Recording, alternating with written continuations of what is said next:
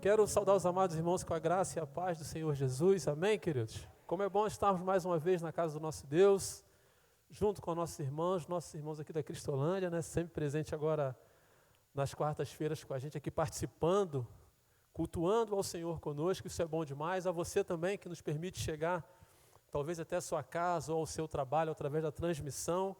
Que a graça do nosso Deus esteja com você também. Queridos, nos últimos dias aqui em nossa igreja, o pastor Tadeu ele tem apresentado uma sequência de sermões, né, voltados para a verdadeira espiritualidade, para aquilo que Deus espera de nós em relação à nossa vida espiritual, quem somos em Cristo, o que fazemos por Cristo, daquilo que Deus espera de nós enquanto homens de Deus e mulheres de Deus. Eu não vou fugir muito, como foi na penúltima, né, quarta-feira, eu não vou fugir muito também dessa linha do pastor Tadeu, mas eu quero convidar os amados para pensarmos um pouquinho sobre um tema, o bom pastor, baseado no Salmo 23. E com a graça de Deus, se o Senhor me preservar em vida, na próxima semana a gente continua. É claro, se o pastor Tadeu autorizar, nos der esse consentimento. A gente começa hoje aqui, na quarta-feira que vem, nós vamos conversar um pouquinho mais sobre esse Salmo 23. E eu queria pensar com os irmãos nestes dias, né, hoje e na semana que vem, sobre esse tema, o bom pastor. E aí nós vamos usar como base para o nosso estudo nada mais, nada menos do que o Salmos de número 23, que é muito conhecido por todos nós. Eu peço aos irmãos que abram aí, por favor, e deixem aberto, não só no Salmo, mas depois nós vamos ler também outros textos bíblicos. Hoje, na verdade, eu vou fazer a introdução, vamos pensar um pouquinho sobre a introdução e apenas um ponto que nós vamos tratar hoje, após a introdução. Vai ser um pouquinho longa, né? A turma está na aula de homilética com o pastor Tadeu aí, então a turma vai ficar ligada aí na nossa introdução, né, pastor? À medida que a turma vem estudar homilética, a gente fica mais atencioso quando vai pregar, porque a turma fica mais atenta assim, peraí, o pastor está se excedendo um pouquinho aí na introdução. Mas hoje, a título de introdução, nós vamos avançar um pouquinho, vamos, aliás, nos delongar um pouquinho mais, vamos tratar apenas de um ponto. Mas vamos lá no texto, o texto é muito conhecido por todos. E o Senhor é o meu pastor. O texto vai dizer assim: o Senhor é meu pastor, nada me faltará. Ele me faz repousar em pastos verdejantes, leva-me para junto das águas de descanso, refrigera-me a alma, guia-me pelas veredas da justiça por amor do seu nome. Ainda que eu ande pelo vale da sombra da morte, não temerei mal nenhum, porque tu estás comigo. O teu bordão e o teu cajado me consolam. Preparas-me uma mesa na presença dos meus adversários. Unges-me a cabeça com óleo, o meu cálice transborda. Bondade e misericórdia certamente me seguirão todos os dias da minha vida e habitarei na casa do Senhor para todo o sempre. Amém, queridos? Embora conhecido, o Salmo 23, ele sempre traz para nós, assim como a Bíblia num todo, né? Sempre traz para nós novos ensinamentos, novas aplicações para as nossas vidas, para o nosso viver diário.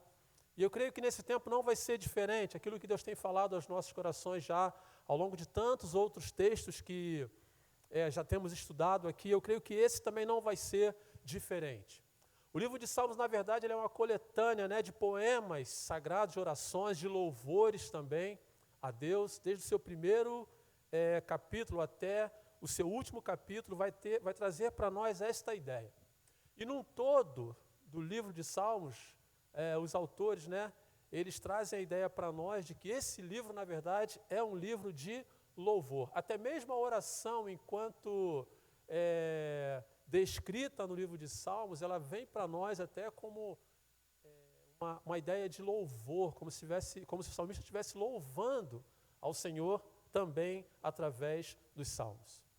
Os Salmos ele é dividido, né? Algumas pessoas já sabem, talvez outras não, mas não foi só Davi quem escreveu. Nós temos Moisés, temos Salomão, temos os filhos de Corá, temos Asaf e temos Etã. Foram as pessoas que escreveram o livro de Salmos no seu todo. Mas o que eu quero ressaltar com os irmãos aqui, irmãos, que assim como no livro de Provérbios, o livro de Salmos ele tem algumas citações, algumas colocações que algumas pessoas às vezes até trazem consigo como um amuleto de fé. As palavras descritas no livro de Salmos e alguns livros de salmos aqui, elas acabam servindo como fortalecimento para a vida das pessoas, e eu quero ressaltar uma situação aqui. Pessoas, às vezes, que são ímpias, que não aceitaram a Jesus, não reconhecem a Jesus como seu Senhor e seu Salvador, mas que têm em seu coração alguns salmos, bem como alguns provérbios também, como um amuleto de fé. E às vezes se encorajam nisso, por conta das citações de alguns salmos aqui. Esse que lemos aqui, o versículo 1, né, quando ele diz que o Senhor é meu pastor, nada me faltará. Há um tempo atrás, até no mundo da música funk, tinha uma música que tinha mais ou menos essa conotação de que o Senhor é meu pastor e nada me faltará. E ficava repetindo isso, o Senhor é meu pastor e nada me faltará.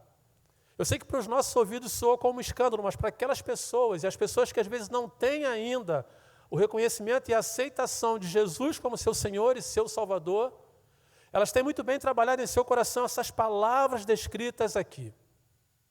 Quando nós vamos ali no Salmo de número 91, aquele que habita no abrigo, né, ou no esconderijo do Altíssimo, à sombra do Onipotente, descansará. E às vezes a pessoa, até algumas pessoas cristãs, outras não, deixam os Salmos 91 aberto em sua casa, como se fosse algo que trouxesse algum tipo de proteção, como foi falado aqui no domingo passado pelo pastor Tadeu, a Bíblia, se fechada, ou se não bem usada, é apenas um livro. E um livro aberto, se não meditado, se não lido, a Bíblia continua sendo apenas um livro. Mas as pessoas abrem no Salmo 91 por conta da segurança que talvez as palavras descritas ali trazem para ela uma sensação de segurança. O Salmo de número 121 traz para nós a ideia de elevar os olhos para os montes, de onde me virá o socorro. No momento de desespero, de preocupação, as pessoas têm uma tendência natural de se apegar a Deus, de buscar em Deus.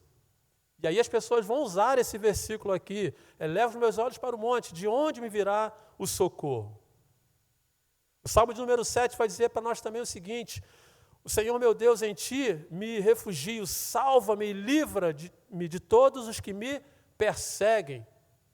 Livra-me, Senhor, das pessoas que estão me perseguindo, dos meus perseguidores. E a gente consegue entender, irmãos, que fica muito fácil para as pessoas que não têm Cristo, mas que têm essas palavras guardadas em seu coração. A grande verdade é que as pessoas querem as bênçãos destas palavras, mas não querem o Senhor das bênçãos sobre estas palavras. Quando chegamos ali no Salmo de número 40, que nós conhecemos bem, né? Quando as coisas não vão muito bem, quando não estão dando muito certo, a gente recorre a ele, né? Esperei pacientemente no Senhor, ou esperei com toda a paciência no Senhor, ou esperei confiadamente no Senhor, dependendo da sua versão. E ele prontamente me ouviu, e atendeu ao meu clamor. E aí no 125, esse vem para coroar mesmo as pessoas que estão desesperadas, esperando no Senhor. Vai dizer que os que confiam no Senhor são como um monte de Sião, que não se abalam. Palavras fortes e firmes, irmãos, que não deixam de ser uma verdade para nós e também para as pessoas que não professam a mesma fé que nós. Mas ao mesmo tempo em que essas palavras, com o poder que ela tem, se não muito bem trabalhada no coração e na mente de uma pessoa, nenhum valor vai ter. A pessoa, talvez, ela pode até se esconder nessas palavras aplicadas aqui e continuar levando uma vida pregressa, uma vida que desagrada a Deus, uma vida tortuosa, mas trazendo consigo esses amuletos de fé que nós lemos aqui.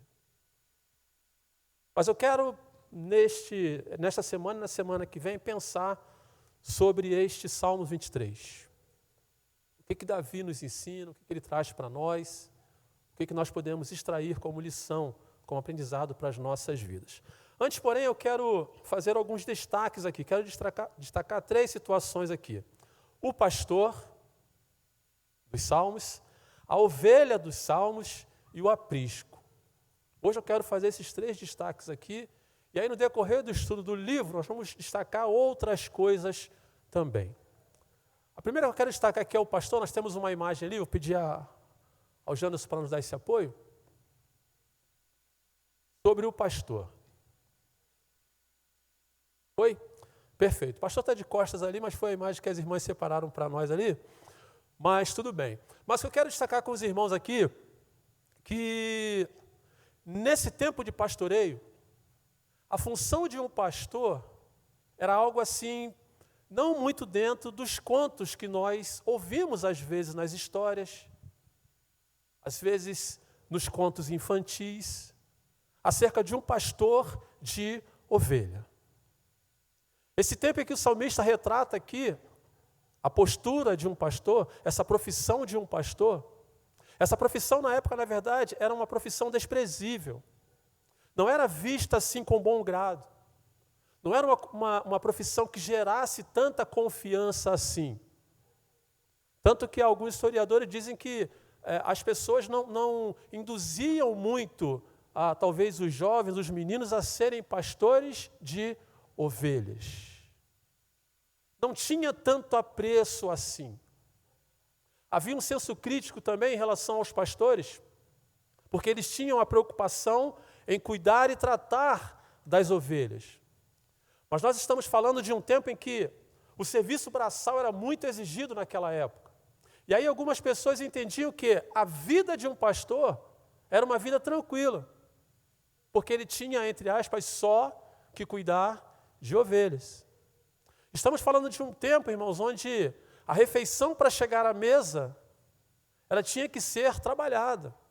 Era algo trabalhoso, penoso. As pessoas viviam da agropecuária na época. Tinham que plantar para comer, tinham que cuidar para ter. Enquanto parte dos homens cuidavam desses afazeres, destes trabalhos, o pastor estava justamente no campo. E na visão de algumas pessoas daquele tempo, um dos motivos de ser uma profissão desprezíveis é porque as pessoas achavam que a função de um pastor não tinha tanto trabalho assim. Entre aspas, né? Não tinha. E a dele, sim. Não muito diferente daquele tempo, irmãos, nos dias de hoje também, as pessoas que vivem, talvez, no campo, em sítio, em fazenda e outras coisas mais, entendem bem o que eu estou falando.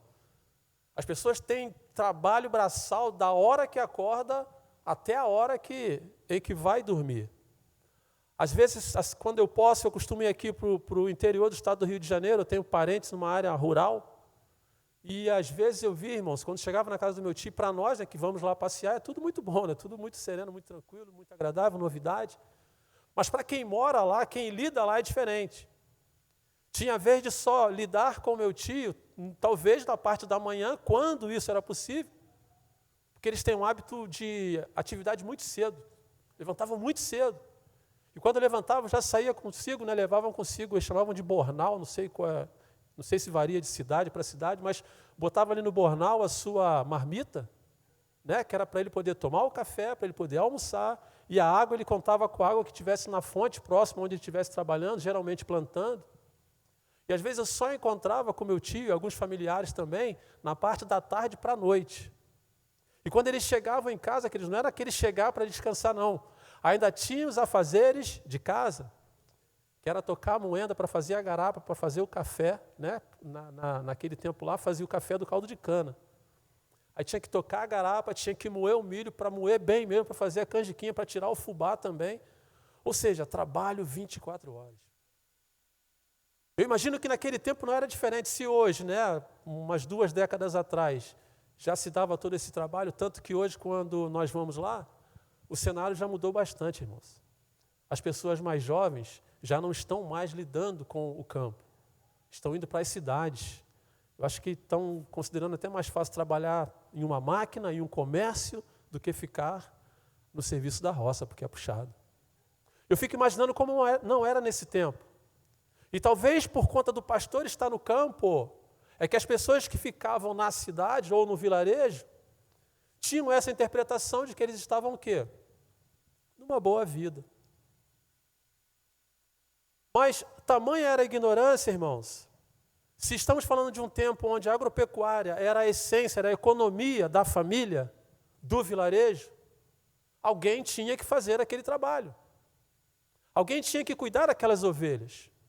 As ovelhas produziam para o seu proprietário, davam leite, dava carne em algumas situações, mas na maioria das vezes dava a lã. Quando chegava o período da tosquia, que tinha que tirar a lã, era de onde eles tiravam a lã para venda, para comercializar, para ter recurso para poder se manter. E aí alguém tinha que fazer esse serviço. E era justamente esta figura, irmãos, desprezível, esta figura que a sociedade da época não dava tanta importância assim, mas era esta figura responsável em cuidar das ovelhas, que no final das contas era responsável pelo movimento financeiro, não só da família, mas também da localidade onde ela estava. E eles não consideravam algumas coisas, a primeira delas, e vamos tratar na semana que vem até de forma mais detalhada, mas o pastor, quando saía com o rebanho, em determinado tempo do ano, ele não ia e voltava com o rebanho para casa não, irmãos. Ele tinha que ir e ficar próximo de onde tivesse alimento e água para as suas ovelhas. E passava, às vezes, dias sem voltar para casa. E isso ninguém via. Os críticos da época não viam isso no pastor. Não colocavam isso na balança. Eles não consideravam também que enquanto o pastor estava no campo, durante o dia, ele se sujeitava ao calor escaldante do deserto. Estamos falando de uma região desértica. Não estamos falando a nível Brasil, América do Sul, não, irmãos. Estamos falando de Oriente Médio, onde os desertos praticamente predominam. De dia um calor escaldante e à noite um frio que é difícil para nós, né, de suportar. E lá estavam aqueles homens. E as pessoas não viam aquilo. E todo o tempo que eles estavam ali, a priori que eles tinham consigo mesmo, até por conta do seu produto, que eram, desculpa a expressão produto, mas o que eles cuidavam, que eram as ovelhas, eles tinham a preocupação em promover um bem-estar para aquelas ovelhas. E algumas pessoas não entendiam muito bem. Outras também não aceitavam muito bem. Mas ele tinha como prioridade dar o de comer, dar o de beber. E essa parte da vida pastoral, ninguém via. Ou quando viam, criticavam. Então, irmãos, essa era a figura do pastor. E é lógico que com todo esse aparato, todo esse envolvimento com as ovelhas, eles passavam a ter até um certo ambiente muito grande com as ovelhas passavam a conhecer este pastor pela sua voz, pelo seu comportamento, pelo seu cheiro. E aí o gostoso do estudo da palavra de Deus é que Jesus, quando ele chega, ele vem quebrando os paradigmas, né? E esse aqui é um também. Enquanto a sociedade tem um senso crítico em relação aos pastores, Jesus se apresenta dizendo que ele é o bom pastor. Ele já começa a olhar para nós como ovelhas. E ele já se apresenta como esse bom pastor, João capítulo 10, versículo 11. Jesus trata das questões do costume local da época, daquilo que as pessoas faziam e se apresenta como um bom pastor. Jesus dá voz a essa profissão. Jesus dá luz a estes homens. Tanto que ele mesmo se apresenta como pastor. E ele começa a olhar para nós como ovelhas. E uma das primeiras expressões de Jesus em relação a olhar para nós enquanto ovelhas acontece em Marcos capítulo 6, versículo 34. Falamos um tempo atrás aqui. É quando ele desembarca, ele vê uma grande multidão, isso é próximo à multiplicação dos pães. Os discípulos de João Batista agora estão um pouco dispersos. João Batista teve a sua cabeça decepada por Herodes. Os seguidores de João ficam meio dispersos. Jesus, quando chega, ele vê aquelas pessoas. Ele vai usar essa expressão. O versículo vai dizer assim: ao desembarcar, viu Jesus uma grande multidão. Vai dizer que ele se compadeceu deles, porque eles eram justamente como ovelhas que não têm pastor. E o texto vai dizer que ele passou a ensinar, passou a cuidar daquelas pessoas, passou a amar aquelas pessoas. É bem verdade que logo a seguir acontece a multiplicação dos pães. Mas Jesus queria dar o de comer, o de beber àquelas pessoas. E não só isso. Não só aquele pão, não só aquele peixe daquele tempo.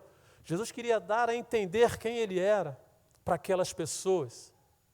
O pão que Jesus queria dar àquelas pessoas era o pão espiritual. A água que Jesus queria dar àquelas pessoas era a água da vida. E a certeza que Jesus queria colocar no coração daquelas pessoas também era a certeza da vida eterna. Em outro episódio, quando Jesus começa a conversar com Pedro, ele indaga a Pedro: Pedro, tu me amas? Pedro responde a ele: amo, Senhor, lá em João capítulo 21. E o que é que ele fala para Pedro? Apacenta, Pedro, as minhas ovelhas. Cuida, Pedro, das minhas ovelhas. E ele faz essa pergunta a Pedro por 3 vezes. E no final ele diz: Pedro, apacenta as minhas ovelhas. Cuida, Pedro, das minhas ovelhas. Jesus, como sumo pastor, ele começa a se preocupar com o seu rebanho, com as suas ovelhas, com o seu povo separado e escolhidos por ele. E não muito diferente dos outros pastores dos outros tempos, Jesus também não é bem aceito por muitos. Jesus também não é muito bem interpretado por muitos. Mas ele não se preocupa com o que falam ao seu respeito. Ele continua cuidando, ele continua amando, ele continua conduzindo as ovelhas no caminho em que elas devem andar. Essa é a figura do pastor. E Jesus abraça para si essa figura tão expressiva no nosso meio, que é o pastor. O segundo destaque que eu quero fazer aqui é justamente sobre a ovelha. A imagem já está ali, mas tem uma que elas estão sozinhas. Bota ali. Por favor, Janderson ou quem estiver ali. Tem umas ali. Isso aí. Coisa linda, né, irmãos? Mas quando eu comecei a olhar, né, a pesquisar sobre ovelhas, e a ovelha ela traz consigo alguns detalhes, irmãos, bem bacana, bem interessante. A ovelha ela é um animal dócil, ela é um animal inteligente, é um animal sensível, é um animal sociável, também é um animal teimoso. Ou seja, tem algumas características, né, pessoais da ovelha. Mas tem algumas questões na ovelha que me chamam a atenção. E aí a gente começa a entender da necessidade da ovelha em ter um pastor junto com ela. A primeira delas é que a ovelha, ela não tem uma visão muito privilegiada. O globo ocular da ovelha ele é meio lateral, ela não enxerga muito para frente. Ela enxerga muito o que está ao seu redor, nas suas laterais. E com isso, com essa falta de visão, a ovelha facilmente ela vai por caminhos tortuosos. Ela não tem senso de perigo. Não é como um animal que talvez quando chegasse aqui na ponta ia ver que acabou aqui o limite do piso aqui, ela vai cair, a ovelha para ali. Não. A ovelha não tem esse senso. Talvez se colocar uma ovelha aqui em cima do púlpito, ela vai andando, chegar ali, ela vai, cair. Ela não consegue chegar, ela não tem esse senso.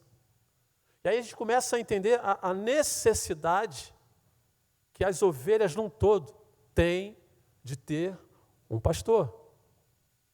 Uma pessoa para conduzi-las. Uma pessoa para guiá-las. Como eu falei, por ser sociável, ela começa a guardar consigo a voz do seu pastor, o cheiro do seu pastor. E ela consegue entender que todas as vezes que há um sinal do pastor, há também alguns pastores que usam alguns tipos de instrumentos para conduzir as suas ovelhas. Cordas, no caso de Davi, né? Davi tocava o quê? Quem lembra aí? Tocava harpa. E a história vai dizer que enquanto ele estava lá, né? A gente vai falar na semana que vem sobre Davi, enquanto cuidava da ovelha, enquanto as ovelhas estavam pastando, Davi estava fazendo o quê? Tocando. Talvez treinando, né, Rosângela? Lá na música lá, tocando a sua harpa. Mas tinham outros instrumentos também. Na semana que vem a gente vai falar um pouquinho sobre o uso do instrumento. Mas as ovelhas ouviam e sabiam que elas estavam em boas mãos. O pastor, na verdade, eram os olhos das ovelhas. João capítulo 10, versículo 27 vai dizer assim: as minhas ovelhas ouvem a minha voz e eu as conheço e elas me seguem. Ou seja, é interessante isso, irmãos. Às vezes nós, na nossa casa, pela vivência, nós conhecemos as pessoas que moram conosco pelos movimentos. Não sei se com os irmãos é assim. A maneira de andar, às vezes, a maneira de virar a chave na porta, a gente às vezes sabe quem é que está chegando.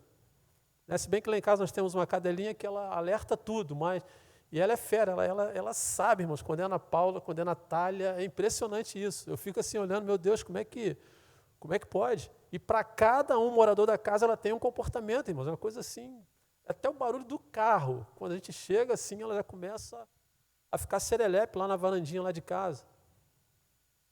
E a ovelha, ela tem isso com ela também, irmãos. Ela tem essa sensibilidade em reconhecer quem é o seu pastor. E ela não se deixa levar facilmente por outras pessoas, não. Na foto anterior, não precisa voltar, não, vocês vão perceber que existem ali um pastor, um adulto, e ao lado dele, uma criança. E aí eu fui olhando, entender o porquê daquilo dali. E é fácil entender. A ovelha, quando ela se acostuma com uma pessoa, dificilmente ela se acostuma com uma outra pessoa, com outro pastor. Dificilmente. Ela consegue ficar bem com outro pastor. Por isso que na agropecuária familiar, geralmente a pessoa mais idosa levava consigo o mais novo. O mais novo. Para que isso, pastor? Para na ausência do mais velho, a ovelha já está tendo ambiente com o mais novo. Com o pastor mais novo. E começa a identificar-se com o cheiro, com a voz. Tanto que, quando Samuel vai até a casa de Jessé, quem é que estava no campo cuidando das ovelhas? Quem é que Jessé apresenta ali de imediato? Os fortões, Lembra do trabalho braçal? Quem estava no braço ali, estava em pleno vapor da sua estrutura física ali, são os que ele apresenta para Samuel. E o pequeno Davi, o jovem Davi, estava onde? No campo. O menino Davi estava no campo cuidando das ovelhas. E aí essa importância de ter uma pessoa pequena é muito comum nos dias de hoje, talvez quando você abre uma imagem lá para olhar sobre pastores e ovelhas, vocês vão ver algumas crianças fazendo isso, cuidando das ovelhas. Justamente por conta desta identificação. Se não for assim, a ovelha morre, irmãos. A ovelha ela não lida com outro pastor, não consegue se ajustar a outro pastor. Segundo ponto aqui, as ovelhas elas têm muito medo. Elas se assustam com facilidade. E o medo que as ovelhas têm, ele as paralisa, irmãos. Ela fica paralisada. Por isso que, quando ele vai dizer que me leva, me conduz às águas tranquilas, nós vamos falar melhor na semana que vem, é justamente por isso, porque se a ovelha se deparar com qualquer tipo de agitação, às vezes até com a imagem dela na própria água, ela trava de medo. E o medo paralisa a ovelha. O medo trava a ovelha. É bem verdade que, à luz da psicologia, a gente tem que ter um equilíbrio em relação ao medo, Nem de mais, nem de menos. Mas o medo com equilíbrio ele é até saudável, mas o medo de mais, não. E as ovelhas travam com o medo. Ou melhor, o medo trava a ovelha. E uma ovelha travada, ela não come, ela não bebe, ela não faz nada. E quem é que cuida dela quando ela está nesse estágio? O pastor. O bom pastor está ali para cuidar da ovelha. A ovelha também é um animal, ela não é predadora, ela é presa. Presa e presa fácil, irmãos. Presa fácil. Ela não se defende. Ela não tem defesa. A sua conjuntura, a sua natureza, Ela não consegue se defender. A ovelha, na verdade, irmão, se ela cair, ela não consegue nem mesmo se levantar sozinha. De tão indefesa que ela é, e se torna então uma presa fácil. Fácil demais. E é por isso que o pastor está sempre pertinho, irmãos, para identificar o perigo, para conduzi-la por onde ela tem que andar, para mostrar para ela o caminho mais seguro, para entregar para ela o alimento mais saudável, a água mais pura, para orientar o caminho desta ovelha. Às vezes a gente não entende muito isso. Eu estava assistindo a um vídeo do arqueólogo Rodrigo Silva, ele estava contando uma experiência também, agora em relação à ovelha teimosa, né, que tem a ovelha que é teimosa. E aí ele, comentando, né, falando sobre esse assunto, disse que em determinado momento um grupo de excursão passando, e aí tinha um rebanho parado, as pessoas querendo tirar foto e tudo mais, aí viram uma cena que chamou a atenção. O pastor pegou a ovelha, colocou a ovelha sobre o seu colo e quebrou a patinha da ovelha. E aí o povo entrou em pânico, né? Desespero, que maldade é essa? Mas por que ele fez isso? Será que aqui não tem os grupos defensores dos animais? Porque o pastor por si só, ele já tinha, eles eram um pouco brutos, né? Por conta da lida.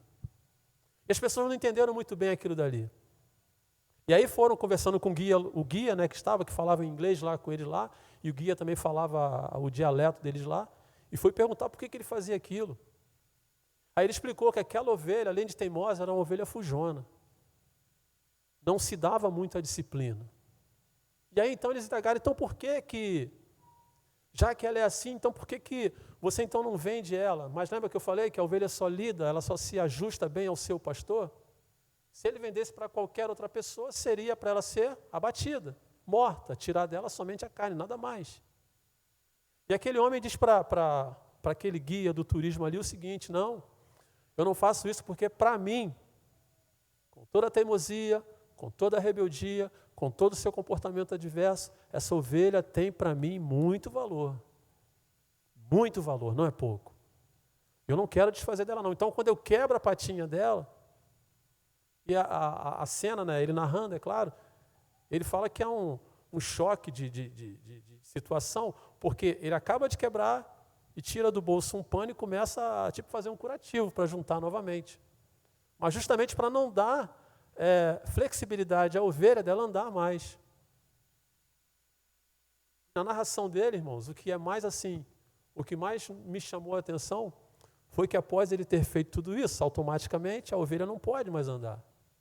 Ele pega aquela ovelha, a partir dali coloca ela nos seus ombros e todo o trajeto que ele faz com aquela ovelha em seus ombros. A vista dos turistas e a nossa vista parece ser algo cruel. Mas a vista daquele pastor, não. A vista daquele pastor, não. E às vezes nós não entendemos, irmãos, quando o Senhor nos coloca à prova em algumas situações, quando o Senhor também nos coloca em situações em que Ele quer dirigir as nossas vidas, e Ele quer mostrar para nós algo, e às vezes parece que o Senhor está sendo cruel conosco, malvado conosco. Não. Eu fiquei olhando, ouvindo, né, essa narrativa dele, e fiquei pensando comigo mesmo. Tamanho o cuidado que aquele pastor tinha, às vezes, é dessa maneira que Deus trata conosco. É lógico que de maneira diferente, de forma diferente. O quebrar aqui não necessariamente seja quebrar o osso físico, não. Mas às vezes em outros aspectos de nossas vidas o Senhor nos traz a uma situação extrema, mas ao mesmo tempo Ele nos toma em seus braços e e nós continuamos a nossa trajetória, continuamos a nossa caminhada nos braços do Todo-Poderoso. E não entendemos muito bem às vezes. Mas era isso que às vezes acontecia com as ovelhas teimosas.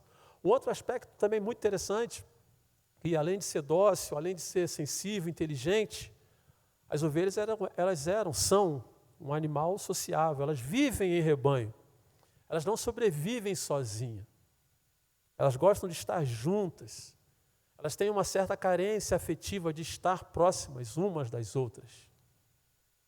E aí, irmãos, isso aqui chancela aquilo que nós entendemos enquanto igreja, enquanto o Senhor como o pastor supremo e nós enquanto igreja. A ideia de estarmos juntos, a ideia de estarmos congregados juntos. No capítulo 2, versículo 18 de Gênesis, já trazia para nós esta ideia de que nós não somos uma ilha, não vivemos isolados. É bem verdade que a aplicação aqui se dá para a criação do homem e da mulher, quando Deus olha para Adão e vê Adão sozinho, e vê que não é bom que ele fica sozinho, e traz Eva então para ser sua companheira. E a partir daí nós entendemos que nós precisamos de mais alguém. E as ovelhas precisam de mais alguém. Percebam como nós temos familiaridades com as ovelhas, num todo.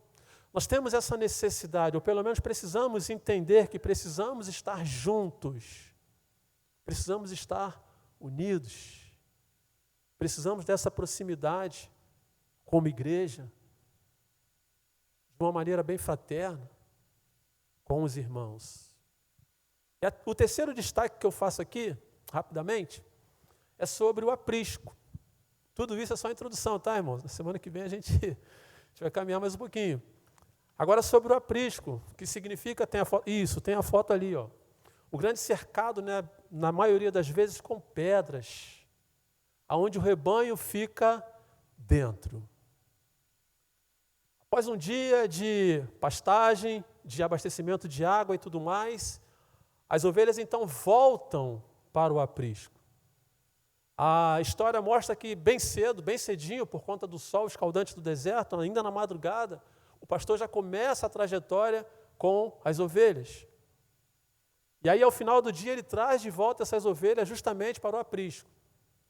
E o aprisco, o que ele faz? Além das pedras, ele coloca ali algumas outras proteções, ele coloca alguns galhos espinhosos por cima, justamente para evitar a entrada, tanto para que uma ovelha pule, ela não tem muita flexibilidade para isso, mas vai que, né, uma ovelha teimosa queira pular ali. Também para não receber nenhuma entrada de nenhum devorador, nenhum lobo, nenhum leão, nada, nem ninguém entre, pule por cima para pegar as ovelhas. E aí nós temos a imagem deste aprisco. Mas se os irmãos prestarem atenção, o aprisco, na verdade, ele é todo cercado, mas ele tem apenas uma entrada. As ovelhas só entram por uma entrada. E à medida que elas vão entrando, o pastor vai contando. E aí nós conhecemos a história, né, da 100ª ovelha perdida. Ao final dessa contagem, o pastor vê que ela não está, ele vai, então, volta ao campo, atrás desta que se perdeu. Mas à medida que eles entram, irmãos, que as ovelhas entram, que ele conta, os gravetos, os galhos espinhosos estão por cima ali, ainda resta a porta, uma única entrada. E aí Jesus, quando se apresenta como a porta da ovelha, a gente começa a entender e as coisas começam a fazer um sentido melhor para nós. Imaginem vocês, onde é que o pastor dormia nessa história toda? Eu pergunto para vocês. Talvez fosse prático para ele fazer o quê? Colocar também algumas pedras ali, ficar para o lado de dentro e dormir tranquilamente, né? Talvez na nossa visão nós faríamos isso, né? Mas o pastor não. O pastor, ele deitava nesta porta, porque qualquer perigo que viessem às suas ovelhas, teriam que passar por ele. Se ele tivesse que lutar com algum animal, se ele tivesse que talvez lutar com algum ladrão, com algum salteador, primeiro seria com ele. Pela proteção ali do aprisco, pelos galhos em cima, dificilmente alguém tentaria por ali. E sim pela porta. E aí Jesus se apresenta como esta porta, como a porta das ovelhas. João capítulo 10, versículo 7 vai dizer assim: Jesus, pois, lhe afirmou de novo: em verdade vos digo, eu sou a porta das ovelhas. Jesus se coloca na porta das ovelhas. Jesus se coloca como cuidador das nossas vidas. Jesus se coloca como guardião do rebanho que pertence a Ele, que somos nós. Jesus se coloca numa posição onde a guerra, a luta, a peleja não pertence a nós, e sim a Ele. Ele toma sobre si estas responsabilidades. Ele toma sobre si os perigos da noite. Jesus toma para si e se faz justamente a porta do aprisco.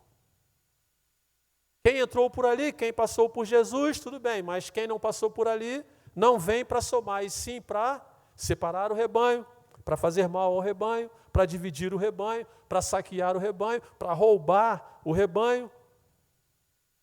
Ou seja, Jesus fica num lugar estratégico para poder nos livrar do mal.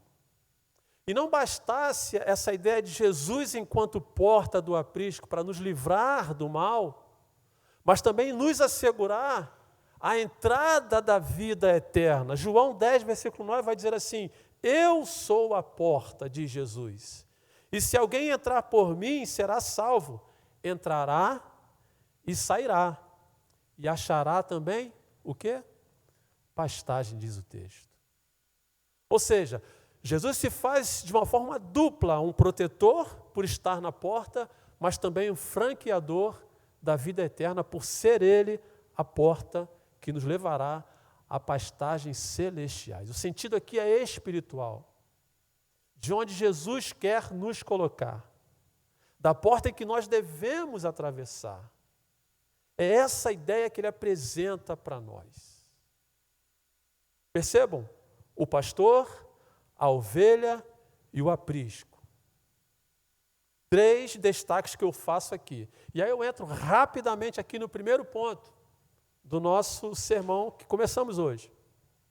Dito tudo isto, o bom pastor, ele é digno da nossa adoração, versículo 1.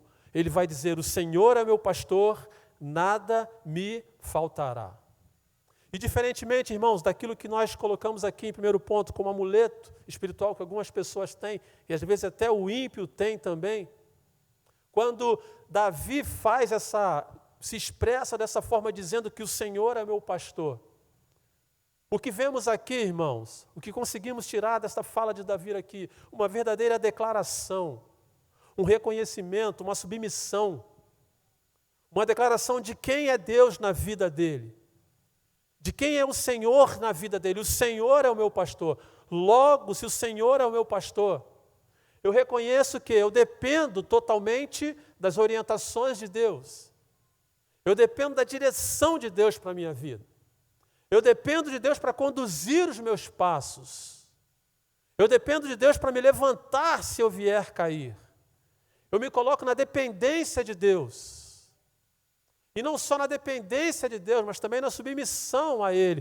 Porque reconhecer é uma coisa, ser submisso é outra coisa totalmente diferente. Totalmente diferente. Você pode reconhecer que você precisa de Deus. Você pode reconhecer que você depende de Deus. Mas se você não se sujeitar a Deus, se nós não nos sujeitarmos a Deus, nada disso adianta, irmãos. E quando o assunto era rebanho, pastoreio, cuidado, isso Davi tinha autonomia, ele conhecia bem, ele sabia o que ele estava falando. Era um assunto muito comum na sua vida. Então, quando ele fala, o Senhor é o meu pastor, ele reconhece o Senhor. E como estamos precisando disso, irmãos, para os dias de hoje, reconhecer o Senhor como o Senhor das nossas vidas, como o nosso pastor, como o nosso supremo pastor.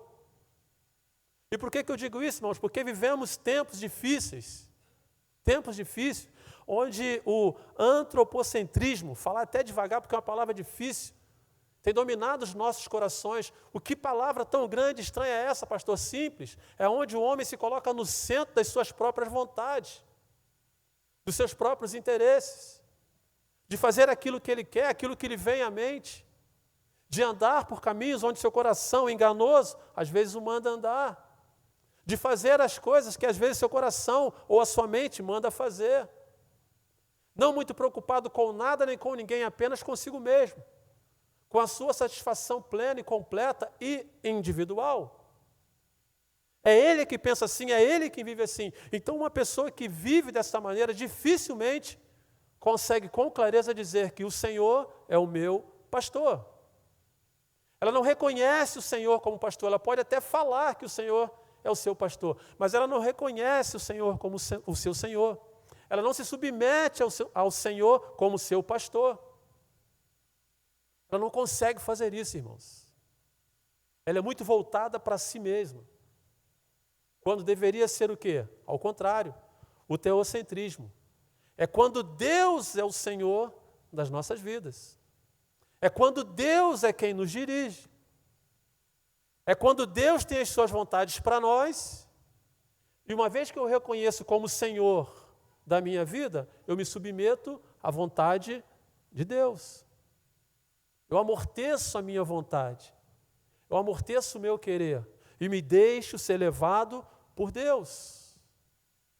E consequentemente, irmãos, quando eu me deixo ser levado por Deus, eu consigo então adorar ao Senhor. E aí essa ideia de que Ele é digno da nossa adoração. Porque quando eu entendo aquilo que Deus quer para a minha vida, quando eu me deixo levar por Deus, quando eu me deixo ser dirigido por Deus, e eu sei que tudo que Deus tem para nós e para mim é bom, todos os caminhos que Deus quer, que Deus tem traçado para a minha vida e para a nossa vida é bom, eu só tenho que estender as mãos para os céus e agradecer a Deus. Senhor, muito obrigado. Senhor, muito obrigado. Eu só tenho que honrar a Deus, eu só tenho que adorar a Deus por isso. E por quê, pastor? Porque quando eu chego nesse ponto de reconhecer, antes de eu chegar no ponto de reconhecer o Senhor como meu pastor, o próprio Senhor já me reconhece como ovelha do seu pastoreio. E isso é bênção demais para nós, irmãos. Isso é bênção demais para nós. É Deus olhar para nós e nos ver também como ovelhas do seu pastoreio. E ele continua, ele vai dizer que a partir desse momento, nada me faltará. A partir desse reconhecimento, nada me faltará. Parece uma colocação óbvia, né? Se o Senhor é o meu pastor, logo eu vou ter tudo que eu quero. Se o Senhor é o meu pastor, a minha vida vai se ajustar e vai progredir, vai acontecer, eu vou fazer acontecer, porque o Senhor é o meu pastor. Ele é o dono do ouro, Ele é o dono da prata, nada vai me faltar. Lembra do amuleto? Às vezes as pessoas fazem uma leitura errada acerca desse versículo por conta disso, acham que é isso que vai acontecer.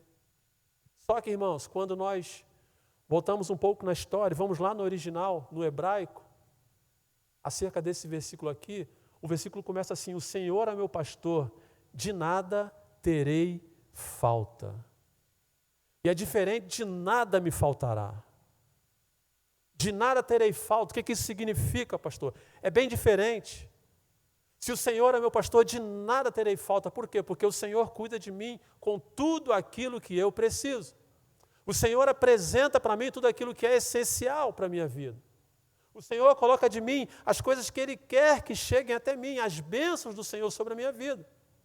E não aquilo que eu quero. Irmão, se nós fôssemos me perguntar aqui, irmão, o que te falta na tua vida? Tu vai trazer para mim uma lista de coisas. E será que aquilo que você quer, será que aquilo que eu quero é o que Deus quer para mim? O de nada tenho falta, quanto nada me faltará? Será que é isso que Deus quer para nós? É isso que Deus quer para mim? E aí, queridos, não tem como nós não pensarmos neste ponto aqui, acerca de reconhecermos Deus como nosso Senhor e entendemos que nada nos falta, ou melhor, de nada teremos falta. Não tem como nós não falarmos no apóstolo Paulo, que deixa bem explicadinho para nós acerca desse ponto aqui. Lá em Filipenses capítulo 4, versículo de 10 a 13, ele vai dizer assim: alegrei-me sobremaneira no Senhor, porque agora uma vez mais renovastes a meu favor o vosso cuidado, o qual também já tinhais antes, mas vos faltava oportunidade. Digo isto não por causa da pobreza, porque aprendi a viver contente em toda e qualquer situação. Tanto sei estar humilhado, como também ser honrado. De tudo e em todas as circunstâncias, já tenho experiência, tanto na fartura como de fome, assim de abundância como de escassez. Tudo eu posso naquele que me fortalece. E aí quando nós olhamos para essa expressão de que o Senhor é meu pastor e que nada me falta, e quando eu olho para a vida do apóstolo Paulo, eu começo a entender de forma diferente. Isso não soa em meu coração apenas como um amuleto de sorte ou de segurança, alguma coisa dessa natureza, não. Eu começo a olhar para este versículo de uma forma diferente. Eu começo a ver Jesus Cristo de uma forma diferente. Eu começo a olhar para Deus de uma forma diferente. E eu começo a aceitar de Deus também as coisas de uma forma diferente. Mas, pastor, eu não posso almejar, eu não posso trabalhar? Claro que pode, claro que deve. Mas o Senhor tem a dosagem certa, irmãos, das bênçãos para as nossas vidas. Dentro daquilo que Ele quer para cada um de nós. Como nós estamos precisando, irmãos, de nos dias de hoje, nesses tempos, temos uma visão parecida com a de Davi. Ter uma intuição no coração de abrir o peito e dizer que o Senhor é meu pastor, de nada eu tenho falta. E por isso Ele se faz digno da nossa adoração. Por isso Ele se faz digno do nosso louvor. Porque Ele sim é o nosso pastor. Ele nos reconhece, irmãos, como ovelhas do seu próprio rebanho. O Senhor é o meu pastor, o Senhor é o nosso pastor. De nada nós havemos de ter falta, porque tudo aquilo que precisamos, o Senhor tem olhado por nós e tem nos dado, na medida das suas bênçãos sobre as nossas vidas, que é diferente. E o Senhor sabe de todas as coisas, sabe o quanto também nós estamos preparados, irmãos. Portanto, uma introdução e a primeira parte do nosso estudo. Na semana que vem eu conto com você aqui presente, você na transmissão também, Cristolândia, se puder, não sei como é que está a agenda lá, a gente vai continuar mais um pedacinho sobre este estudo aqui do Salmo 23.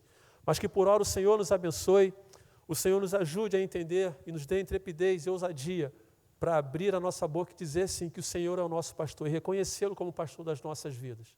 E saber que Ele tem cuidado de nós. E uma vez o Senhor das nossas vidas, nós não teremos falta de nada. E devemos dar graças e honra a Ele sim, por tudo quanto Ele tem feito por nós e pelas nossas vidas e ainda há de fazer. Amém, queridos? Deus abençoe. Vamos nos colocar de pé.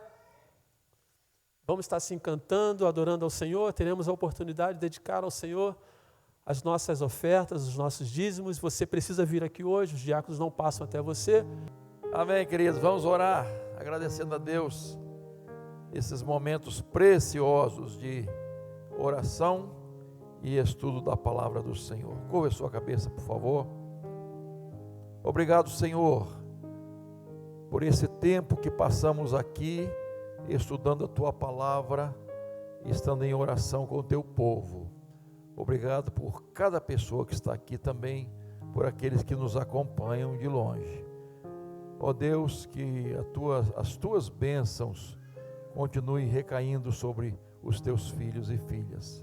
Obrigado pela Tua palavra, ajuda-nos a crer e nos entregar ao Senhor como nosso pastor e ter um comportamento de ovelhas obedientes. Tenha misericórdia de nós, Senhor, ajuda-nos a cada dia, nós dependemos do Senhor, não podemos viver sem o Senhor. Obrigado pelos dízimos e ofertas que foram entregues para o sustento da Tua obra e leva-nos em paz para os nossos lares. Nós oramos agradecidos em nome de Jesus. Amém. Pode sentar, meu irmão, minha irmã. Deus abençoe você, sua família.